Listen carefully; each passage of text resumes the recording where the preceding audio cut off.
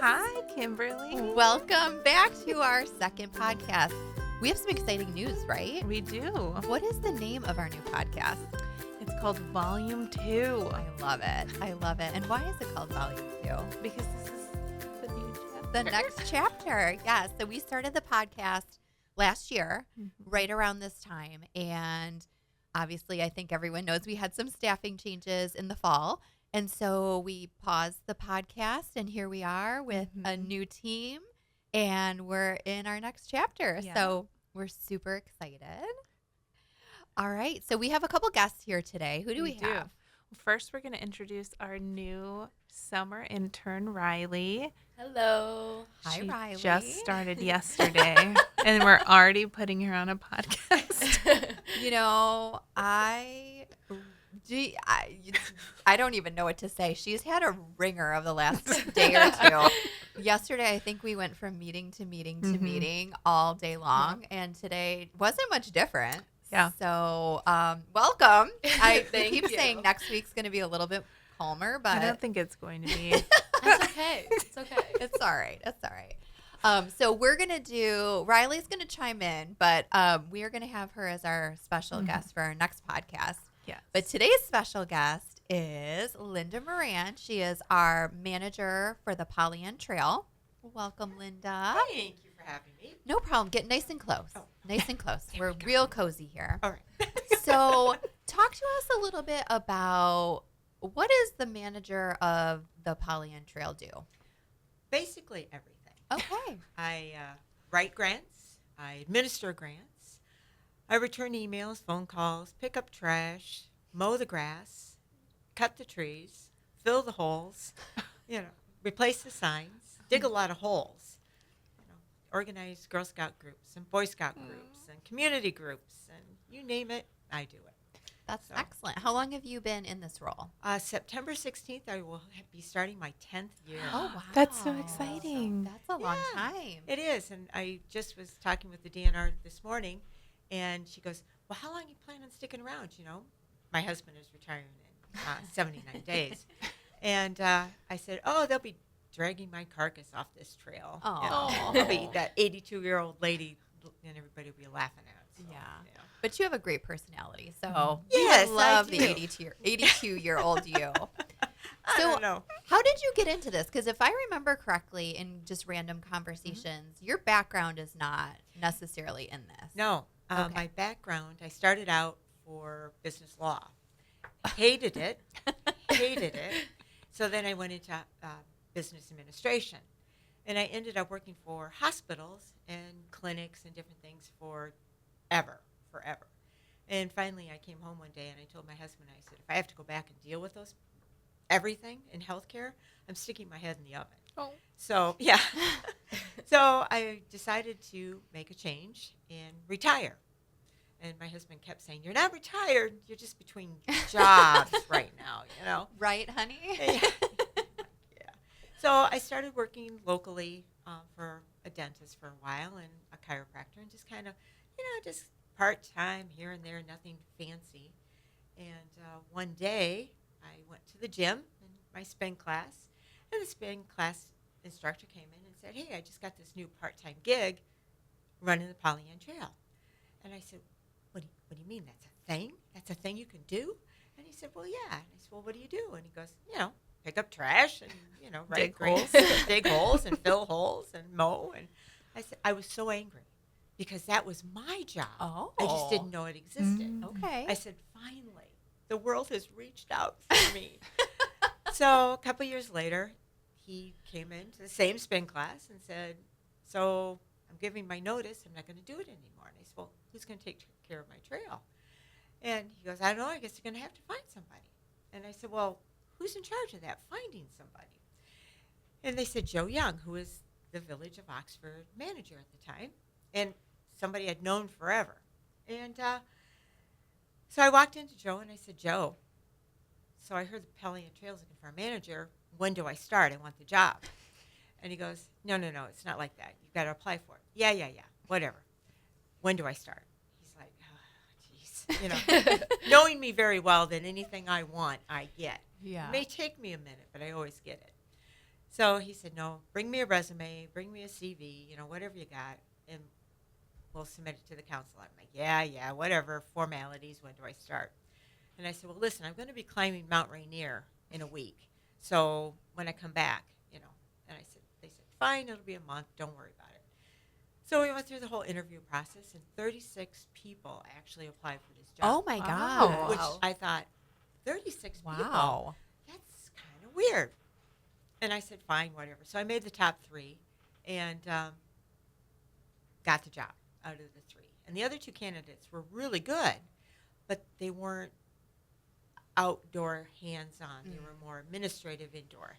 So if we could morph myself and them together, great. So I got the job, and, my thing is, in 5 years you won't recognize the place. And they're like, yeah, we've heard that before. And I'm like, no, you've never heard it from me before. Yeah. So stand back, honeys. We're going to rock this place. And probably 5 years in, the one guy that was kind of like the most cynical about it and rolled his eyes the hardest, I went to him and I said, so it's been 5 years. And he goes, don't even talk to me. I'm so tired. He said, we never know what you're going to do next. Oh my gosh. And their standard line is, whenever I want to do a project, they're like, your insurance is paid? Yes. You going to cause a fire? No. You going to break anything? So, and that's kind of how we roll. So That is too funny. Yeah, 9 years later, and it's a delight every day. Every day I come to work, and I'm just happy to be there. That's Aw. fantastic. So talk to us a little bit about how is this structured? Like where do you report in? Like who's your boss? And this is selfish, but I'm sure other people are curious too, because you're not part of Parks and Rec, No. correct? So Nope. you're your own group. Yes. So how do you, who do you work with? How do you funnel in? What is the organization?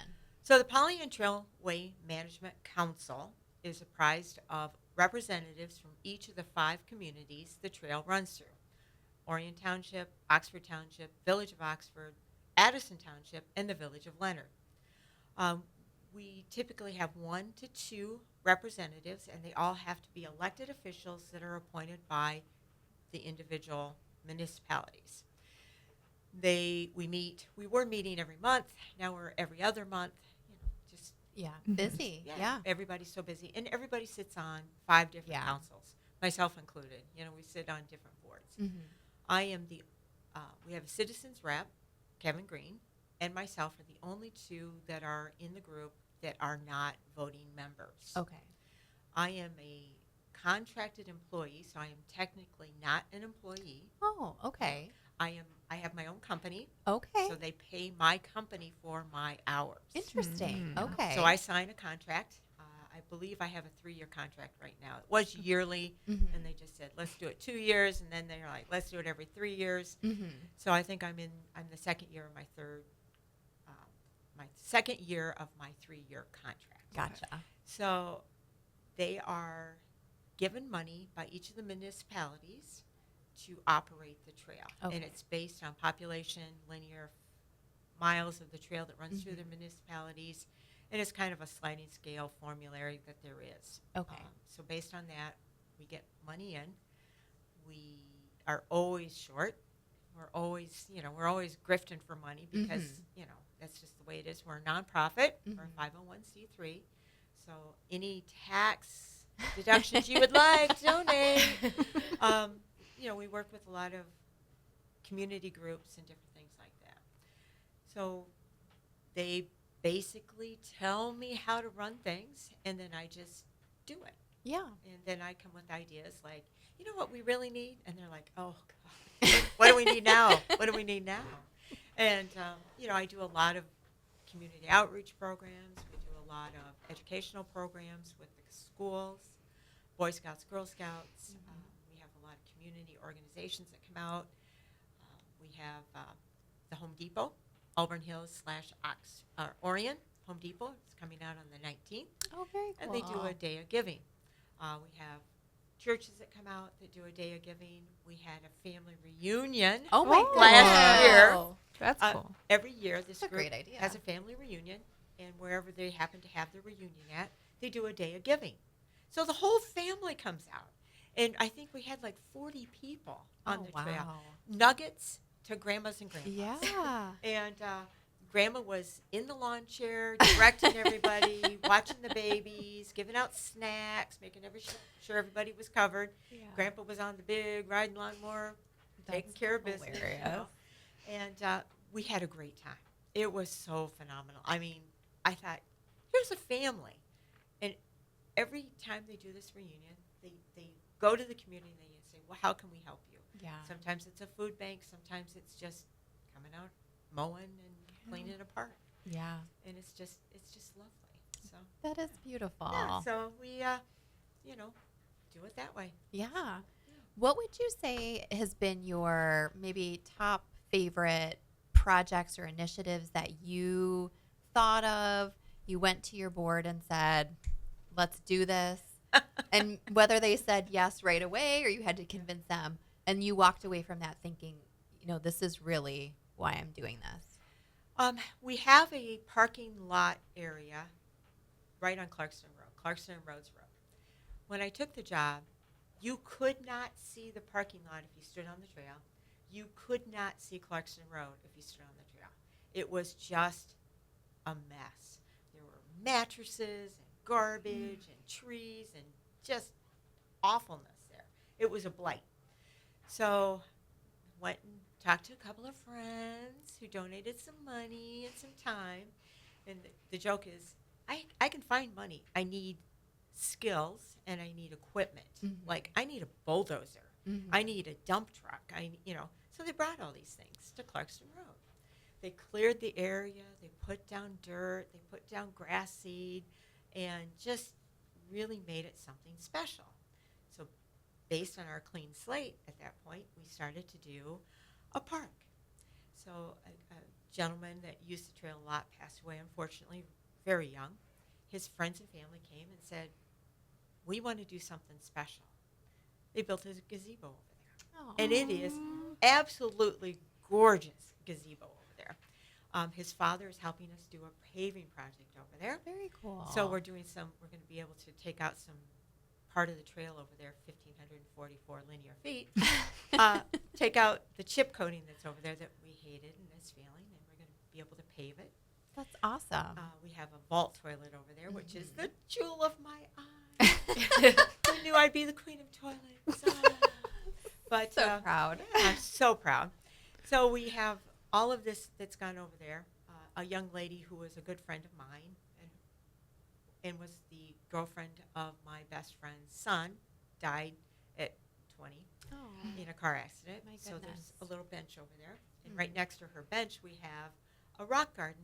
And if you look at it, it's a heart. It's in the heart shape. So we call that Aw. Amber's heart. That's so Aw. sweet. Yeah. So, we have Joe and Mary Gwen helped buy some benches and some picnic tables over there. And just really, EWS, Environmental Wood Solution, donated some money and some equipment over there to help that all come to be. We have apple trees over there, pear trees, and just a lot of flower beds over there. And it's the jewel, my jewel. Oh. So yeah, spent a lot of time over there and made it something special. So that's the part that I think I'm the most proud of is that spot. Yeah.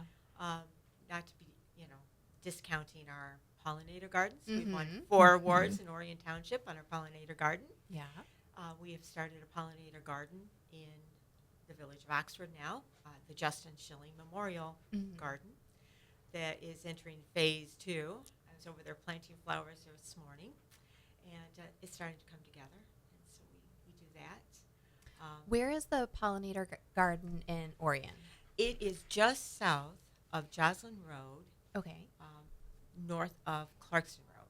Oh, okay. So, yeah, it's really quite nice. We have a couple of picnic tables and benches over there. And Okay. It's just really nice. The Orion Sunrise Rotary are the sponsors of that one. Okay. So they help us keep it maintained. They fund it, and they've really stepped up and done some really nice work over there. Very So cool. yeah, so we have all kinds of pollinator gardens, and we have community members that are big gardeners that donate some of their, surplus flowers and whatnot. Yeah. So we have all kinds of really good stuff. That's awesome. Do you have any events coming up where you might need volunteers We or actually have donations? the Wade Sullivan Brown Bag Lunch ride coming up. Mouthful. I know. And there's a whole reason it's the brown bag, but, he's the gentleman who passed away too early. And we are going to be having one, I believe it's on the 28th. So it's going to be at the Clarkston Road. Okay. We're going to be at 1335 Joslyn in the parking lot is where it's going to start. Okay. And then we ride all the way to Leonard and back. Oh, wow. Yeah, it's a nice one. We also are going to have a half route this Okay. year. So you only can go halfway. Yeah, that's a hike. It is a hike. It is a hike. And they call it the brown bag lunch because they stop in Leonard. And allegedly, I don't drink beers, but they might have a cocktail. Oh. And then right Then right home. I think you need Allegedly. it. That is a I'm long more ride. of a Coca-Cola girl, But yeah, I don't drink beer, but I could be persuaded. That's amazing. Yeah, so we're doing that, and that's to raise funds for his memorial Okay. area. I think this may be the last year for the monies to be given to the Pollyanna Trail. Mhm. I think they're going to start doing a scholarship program Okay. in his name for kids Oh. going to college. Oh, okay. Yeah, so good family, good group of friends. I Yeah. mean, we all should be this blessed. I mean, Yeah. it's just really, they've all stepped up, and they keep stepping up, Yeah. which is really, really nice. Yeah. So if someone wanted to volunteer their time or have an event with you, how would they reach you? They can email me at manager@pollyantrailway.org. Largest, It's a long one. longest email address. I mean, could Yeah. you put a few more Ever. things in there? Yeah. Or they can always reach me at 248-981-1242, which is Pollyanna Trail office hotline. So, it's like the bat signal. That's funny. But, you can give me a call on our website. Okay. There is also all of this information. So the Pollyanna Trail Oakland County website, not to be confused with the Pollyanna Trail Lapeer County. Okay. Yeah. So Lapeer County is doing some pretty amazing things up there too. Oh, good. They finally are getting some funding and some backing. Good. It's been a struggle up there. Yeah. But they're starting to pick up momentum. Good. So I'm hoping here in the next couple of years, the Pollyanna Trail Oakland County and Lapeer County will meet, will be improved all the way to Dryden, Great. Oh. which Yeah. is going to be awesome. Awesome. Yeah. Because there is quite a difference between the Oakland County and the Lapeer. Like there's a very clear. You know where it starts. You know where it stops. ends. Yeah, for sure. And my dear friend Dave has his farm property backs up to the trail Okay. in Lapeer. Okay. So he's just like, I'm just going to fix it. So he just bought a mower and started mowing it. That's, And just started fixing things. that's and, amazing. Yeah, then the DNR stepped in and said, hey, how can we help you? And the county is starting to pick up some momentum, and the Dryden is starting to pick up some momentum. So Imlay City is starting to come on That's board. awesome. So they realized it's a jewel. So, Yeah. we just got to shine it up a little Yeah. bit. So it's coming together. A lot of potential there. A lot of potential. So let's go back to something you mentioned earlier Yeah. about climbing a mountain. Oh, yeah. You're quite the adventurer. What do you like to do in your free time, Linda? Well, nap. If I sit too long without something to do, I'm asleep. Yeah. I have always been outdoorsy. Mm-hmm. Always. If I'm not outdoors, I'm trying to get outdoors, which was part of my problem going to school for corporate stuff. Yeah. Because it really cramped my style. It's not much outdoors, is it? No. So during my husband's military service, he was in for 8 years, 3 months, 12 days, but who counts? So we kind of moved all over the United States. And we ended up in Washington State in the Seattle area for 6 years. We loved it. I mean, we climbed mountains and we did all that, stuff that you're supposed to do in Seattle. And then we got back to Michigan and we're like, well, that was fun. Now what? Yeah, now we're really flat, So we took up biking, mountain biking, which is more, flatland biking, but we took up mountain biking and cyclocross and adventure racing, and we did all of those things for many years. And we kind of got older, got into our late 40s, early 50s, and we decided, you know, maybe that's a young man's game now, you know. But we still like to go out and have adventures. You know, we still like to go to like Isle Royale and backpack and things like that.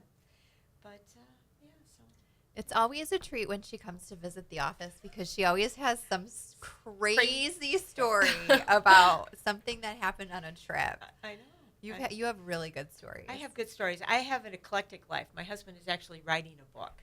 Oh, So that's the adventures, fantastic. his adventures, because long before I came along, he had many grand adventures. Okay. He grew up in Lake Orion. He is originally, his family's from Oxford many years ago.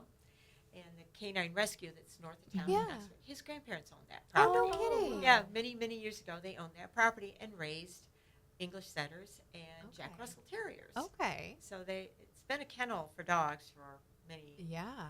many years. So he is writing a book. When he was 12, he and his 18-year-old brother hitchhiked all the way to Glacier National Park. Oh. So he was 12. Okay. You know, Wow. yeah, his parents said, you know, hey, we'd like to do this. And his parents are like, okay. Went to the notary, had a letter notarized that they No weren't kidding. runaways, you know. Took him to the sporting goods store, bought the stuff, gave him like $50 and said, good chance on that. And No dropped him off way. at exit 81, and they stuck their thumbs out, and off they went. Gosh. This was in the 70s, early That's 70s. Wow. And they made it all the way there. Crazy. They made it there. And finally, you know, his brother, who was 18, and my husband, who was 12, they got to Glacier National Park, and, you know, in cold and wet and rain and Yeah. hunger and hitchhiking and Yeah. the eclectic people that they met Oh. along the way. Oh, You know, this I'm is sure. the early 70s. They got rides with people on the, the Grateful Dead tours. Oh, and things. yeah. Oh, yeah. Yeah. The people. So they got there, and my husband was like, you know what? I don't like this anymore. And he started whining like a 12-year-old would whine. Yeah. So my brother-in-law called, his brother called the parents and said, yeah, send us airline tickets. We're coming home. Oh, We're not no hitchhiking back kidding. because I'll kill him. Oh my You God. know? So they flew home. And everybody at this point, you know, that my husband, who was 12, was his girlfriend. Because he had the long hair, Oh, my you know, gosh. skinny little kid, and you know, and my brother. And they were all probably under the influence of something. Oh yeah, Not your husband Yeah, and his no, brother, but no. like hitchhiking. Oh yeah, Cars you know. and stuff. And that's back in the day when I think drinking and driving Oh yeah. Mm. was not Was okay. you Yeah. know, more tolerated. Yeah. Not that it was good ever, but it Yeah. was more tolated. Oh yeah, they had just. So he's Wow. writing a book of Oh, his my adventures. That is And insane. then I came into the picture and things got really crazy. Really crazy. So, you know, it's just, Oh, you know, my gosh. adventures. We That like to. is- Okay, so we'll end it on a note. Okay. Can you tell us a quick story, one of your favorite adventure stories? Of my life or on the trail? Whatever's appropriate for all age listeners. Well, not too long ago, and I think you've heard this story, Kim. Just a couple years ago, we decided to take a once-in-a-lifetime trip to Peru. Yeah, I Who remember knew? this. This is what I think of every So, time I yeah. think of you traveling. So we booked a trip on the sister train of the Orion Express. Posh. Oh, just everybody waits on your hand and foot. And oh, my God, it's like you're a queen. So this was going to be our big trip for our 40th wedding anniversary. And we suckered two of our friends, another couple, to come with us. And, the four of us, we're going to have a great time going to Peru. We're going to see all the sights. And, you know, the cost of living down there is a little less, so we could afford a lot nicer, better, more. Mhm. So we're like, we're living like gods. This is awesome. The first 4 days, I can't. We're in a penthouse suite, swimming in a pool. And I look over at my friends and my husband, and I said, if the trip ended today after 4 days, it was the best trip ever. I can't wait till we get to the mountains and the Amazon. Yeah. The next 5 days, well, let's just say literally ran for our lives 4 different times. We were held hostage for 5 days. We were being, transported around by people we were paying to get us to safety. We were in a embassy-approved hotel that was basically a fortress. So, unknown to us, this happens frequently. There's governmental overthrows, and the government had just been overthrown 4 days in country. So we're like, oh, great. They're firebombing things. They're burning the airports. It's just, I can't even tell you the craziness. They're bringing people in from the jungle that are working like on the pipelines and oil rigs and communications network. These are engineers and highly skilled individuals that are working out in the Amazon. They're bringing them into this embassy-approved hotel to keep them safe because they can't afford to lose these guys, and they don't want them kidnapped because the ransoms are too high. So they just, all right, guys, come to the embassy hotel. And I asked the one guy who was from Brazil, I said, well, how long, were you going to stay? Well, the last time we were here for 6 weeks. And I went, no. Mama got to go home. Mama got to go home now. And my husband is, he's like, everything will be fine. We were traveling with another ex-military person, my husband's best friend. And so they were planning escape routes. We were stockpiling food. We didn't know. Yeah. We didn't know. Yeah. His poor wife, who had never been in the military, and I wasn't in the military, but I was a dependent, so I, had been Familiar. trained. Yeah. I had been trained. She's crying and verklempt everywhere, and she thinks she's going to die, and I'm like, well, it's going to be a good story when we get out of here. So he knew a friend who knew a friend who was good friends with Governor DeSantis in Florida. They're from Florida. Called the governor. We were on the top docket of the day at the government level, and Governor DeSantis called a friend of somebody that called the general that got us to the Pentagon. So basically, we got on an evacuation list through the Pentagon, and we were either the second or third flight out of Cusco. And so when the airport got retaken, which took 5 days, and repaired so the flights could come in, they would land a plane, load it up, and take off. So you saw all these big planes circling the airport. They would land, load us up, take off. Where we were going, I don't know. But I figured it was better in Cusco. Right. So the military, the whole place was surrounded by military. You couldn't get in, you couldn't get out. The airport was secure. So we had to walk through rows and rows and rows with all these young guys with AK-47s. And I'm like, I'm just a screw up. I'm going to do something bad. We're all going to get killed because I'm going to wander off looking for snacks or a bathroom or something or flowers or. And so we got counted out. And I said, what if we get, and one of us can't make the flight? What if I'm number 120? Yeah. You guys got to go. Yeah. And they're going, well, we're not leaving each other. We're all going to stick together. And I'm like, oh, I'll be okay. I can talk my way out of this. I'll be the leader. They need a president. They just got overthrown. So we made it out, and we ended up in Lima, which was good. So we got to Lima, and they said, do not, under any circumstances, leave the Lima airport because the largest prison in Peru is right next to the Lima airport, and it's been overthrown. So we're like, oh, my God, we're all going to die.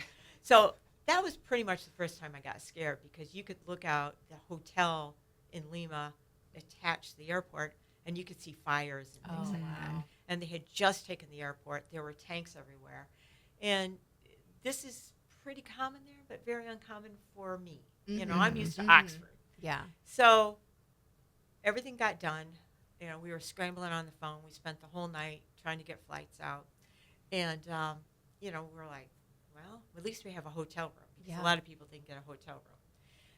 So the next morning, we got on the plane. And we got in we started taking off for Atlanta. And one of the little flight attendants, she's like, oh, did you enjoy your trip to Peru? And I went, girl, where are you from? And she goes, oh, I'm from Atlanta. And I said, how did you get this flight? And she goes, well, there was an opening. Somebody called in. I said, do you know why? And she goes, no, honey, what? And just the sweetest little Southern girl. And I told her, and she goes, oh. She goes, I think I better check my schedules better. I said, yeah. Oh, my And gosh. so the only Portuguese I could understand at this point, because I heard it repeatedly, was don't let the door hit you in the ass, or I'm never coming back here, or, but, because people were chanting on the plane as we took off from Lima and headed to Atlanta. And we got back, and it was like, I need a bar. Yeah. And, it was very exciting. Mm-hmm. But right up until the scene of the accident, it was fabulous. And Peru was beautiful. And we took the trains from Cusco to Machu Picchu. And when we got to Machu Picchu is when we found out the government had been overthrown. And it's 11 o'clock in the morning in Machu Picchu. And we're like, okay, so what do we do? So we went and changed our tickets to get for the next day to come back that same day, because we thought we could get stuck in Machu Picchu. There's no roads out. And when they take over the government, they rip the rail lines out. So you can't even take the rail out. So you can't walk because the jungles are full of gorillas, not the nice silverback kind, but the gorillas with guns. Yeah. So we changed our tickets, and we were the last train out of Machu Picchu, and they were there for 6 weeks. Oh, my gosh. Before they could get the rest of the people out. They were air flighting them out. Oh, my gosh. And it's like, so we kind of watch the news from now on.